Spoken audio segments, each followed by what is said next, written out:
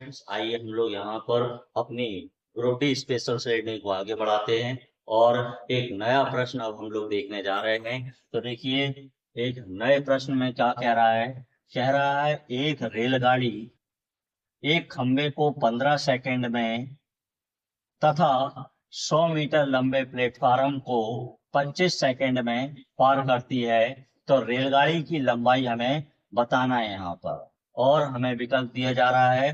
पहला विकल्प है 125 मीटर, दूसरा विकल्प है हमारे पास 130 मीटर, और तीसरा विकल्प है 150 मीटर, चौथा विकल्प है 175 मीटर। तो देखिए, यहाँ पर एक रेलगाड़ी है जो कि एक खंबे को 15 सेकंड में पार कर रही है। तो 15 सेकंड हमें यहाँ पर दिया गया है, 15 सेकंड, और खंबे को पार कर रही है। तो खंबे की कोई भी लंबाई नहीं होती, हमें केवल यहाँ पर रेलगाड़ी की लंबाई मानना पड़ेगी। तो अब जो रेल की जो लंबाई है वो हमने मान ली यहाँ पर, रेल की लंबाई हमने मान ली यहाँ पर x है। अब चूंकि सूत्र होता है चाल बराबर दूरी बटे समय, तो इतनी कंडीशन से हमारे पास स्थिति बन जाएगी। यहाँ पर चाल बराबर दूरी बटे समय होता है, तो दूरी हो गई ये और समय हो गया 15 सेकंड। तो स्टूडेंट्स, ये स्थिति क्या बता रही है? चाल को। तो हम बराबर लगाएंगे, इस तरफ भी हमें बराबर करने के लिए चाल वाली स्थिति बनाना पड़ेगी। तो देखिए, रेलगाड़ी की लंबाई तो हमने मान ली x, लेकिन अब रेलगाड़ी जो है वो प्लेटफार्म को पार कर रही है, प्लेटफार्म को पार कर रही है, जो कि प्लेटफार्म की लंबाई हमें दी गई है। प्लेटफार्म की लंबाई है 100 मीटर। अब ये दूरी हो गई, और प्लेटफार्म को पार करने में रेलगाड़ी जो है स्टूडेंट्स वो समय ले रही है यहाँ पर 25 सेकंड।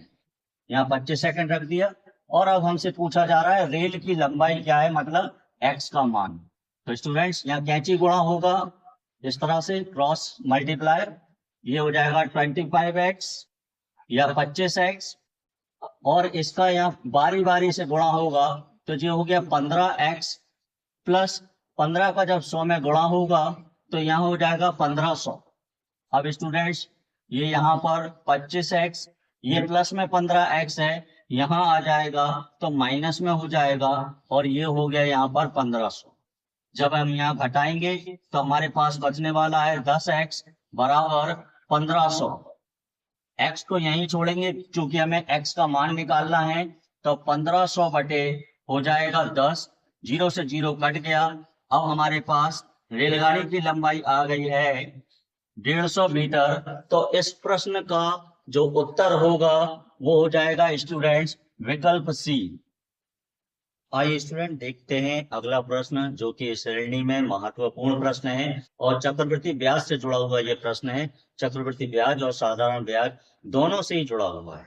तो देखिए, अगले प्रश्न में क्या कह रहा है कि किसी धनराशि पर 8% वार्षिक ब्याज दर से 2 वर्ष का चक्रवृद्धि ब्याज और साधारण ब्याज का अंतर 768 दिया गया है। हमारा जो अंतर है वो 768 दिया गया है। हमसे यहाँ पर पूछ रहा है कि मूलधन क्या होगा। मतलब यहाँ पर हमें मूलधन ज्ञात करना है। क्या ज्ञात करना है स्टूडेंट्स?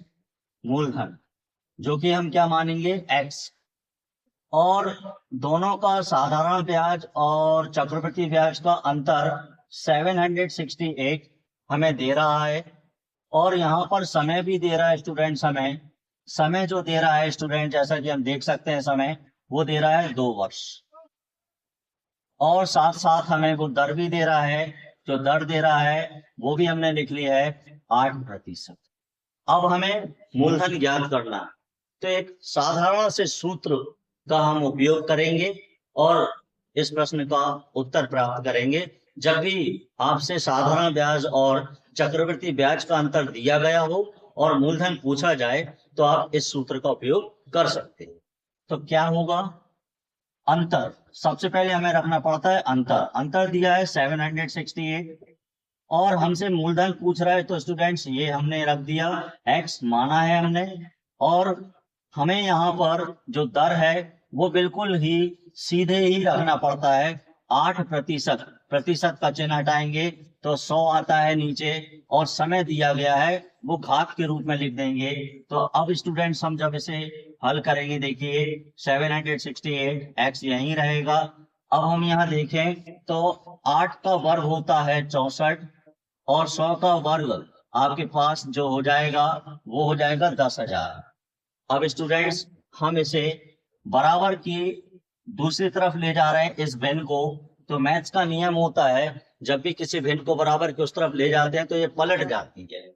तो अब हो जाएगा 768, और 10,000 जो है वो ऊपर चला जाएगा 10,000, और जो 64 या 64 है वो नीचे आएगा, और यहाँ x है तो यहाँ x ही रहने देंगे।